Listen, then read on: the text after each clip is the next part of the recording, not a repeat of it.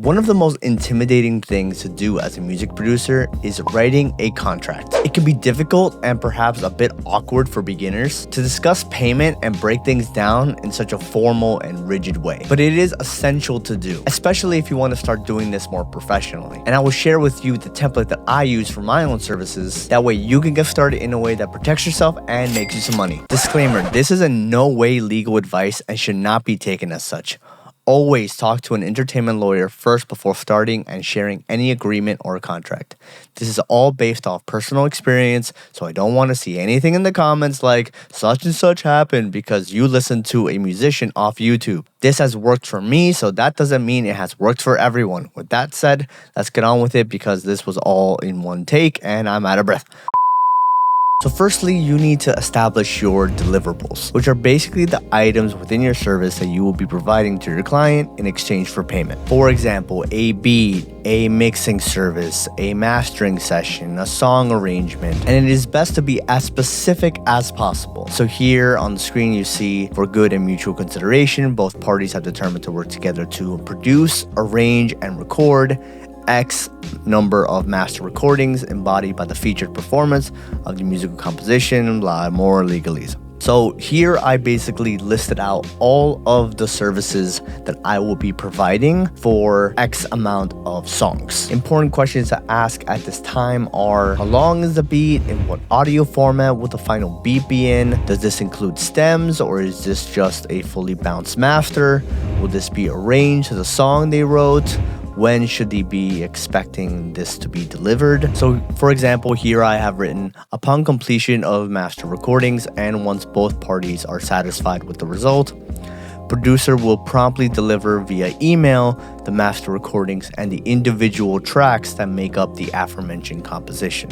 So aka I will also send the stems over to be mixed and mastered. Because a mixing service was not part of this agreement, I only chose to do the things that were listed. Any further contribution to the master recordings and or delivery of items from the composition after this point will be considered as a service and will be subject to compensation by the artist to the producer. Basically saying that after I deliver whatever I said I was going to, if you ask for anything else, I'm going to charge you. And notice how I didn't specify a fixed flat rate. I'm getting paid in this instant via royalties. So I've written up here, all writing and publishing splits for the underlying compositions are set forth on the attached Schedule A and incorporated herein, which is totally up to you, but I'm just trying to point out that in this instance, I'm getting paid in the back end. I'm not getting paid up front and in advance. But here is where you should point out and list how much money you will be paid up front for the beat or whatever type of service. And second, you should establish in what way, how much, and when you should be paid. What is the price for each service? Are you getting paid in full up front, or are you getting paid only once all the deliverables have been given? Will you be paid in cash, Zelle, check? You name it. As I mentioned before, you should also include about royalties and publishing splits and when and how you will be paid for such things. And in regards to payment and how to actually determine how much you should be charging for your services, I have a very thorough video about that, so I will link that in the description below so you guys can check it out. Here I have that I will be getting paid half of a non-refundable amount. I always include that. Here in part B, I have some language about royalty splits, so award producer X% of the artist publishing and writing royalties. Next, I want to talk about credits in these contracts. This is important for production credits because here I have produced by Microwave. That's how I want to be credited in songs, but also for writing credits where for the most part people use their government name. So it's important to create that distinction in these agreements. So next I want to talk about one of the most important and oftentimes overlooked aspects of a producer agreement, talking about revisions. So oftentimes artists may like to add something or change something in the original delivered work. In that instance, producers and engineers usually set a limit to how many revisions an artist can request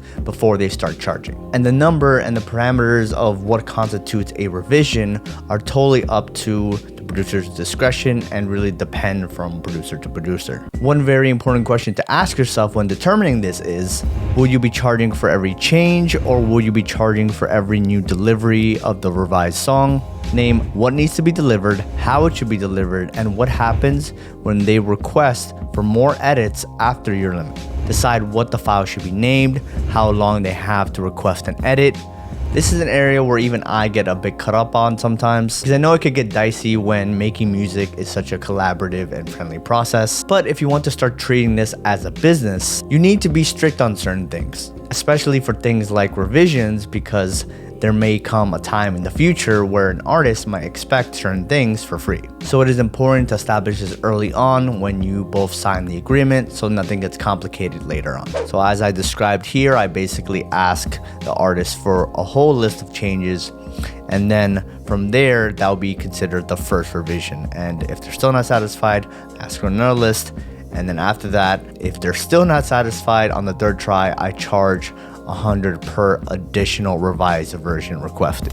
So jumping around a little bit, I wanted to touch upon a really important part about these types of agreements, which are their protections, which in the agreement I have written as representations and warranties. Producers shall in no event be held liable for the use, incorporation, or inclusion in composition and master recordings of such samples or other musical effects. Also break down the sample clearance process a little bit here. The artist agrees to reimburse the producer for any outstanding costs incurred in connection with the sample clearances. So this is just basically to say that in the event that I inadvertently or inadvertently use a sample, that if the artist that I sampled from or the publishing company, label, you name it, ask for a fee for the license to use that sample, then the artist who is going to be exploiting it has to reimburse me for that fee. That's something I particularly like to add and include in my own agreements, especially as a sample-based producer. So here I actually have similar language for the artist that actually protects myself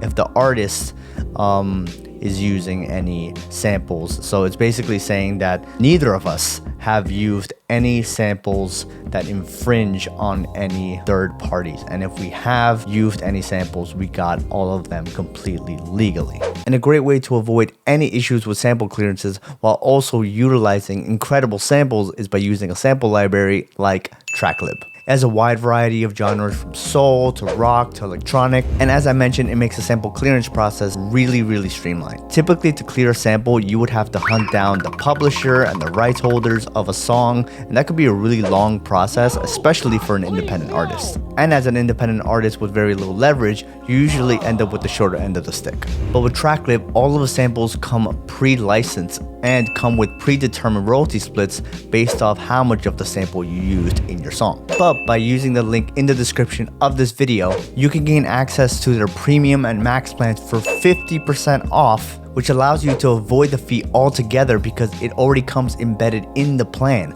So you can license and clear all of this music for absolutely free. So once again, if you click the link in the description, you can unlock this tier for 50% off using my link. I use Tracklib almost exclusively for all of my productions, and the way they go about helping producers clear samples and release their music worry-free is a service that I wholeheartedly stand by and encourage everyone in my field to use. So once again, click the link in the description for 50% off Tracklib, and let's get back to the agreement. So the last part of the contract is basically saying that you are protected by the state in which you reside. You're protected by the laws in your state.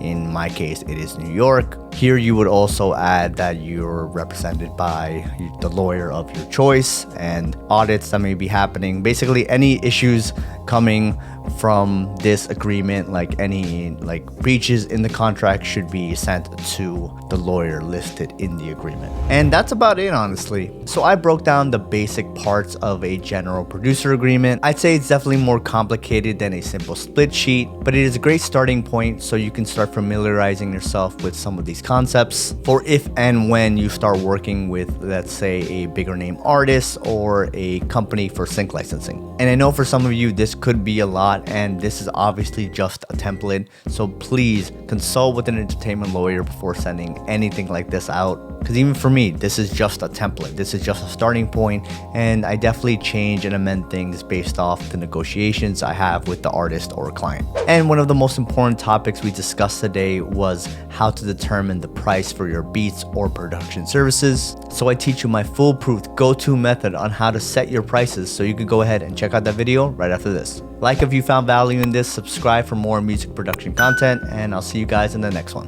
This has been Microwave. Peace.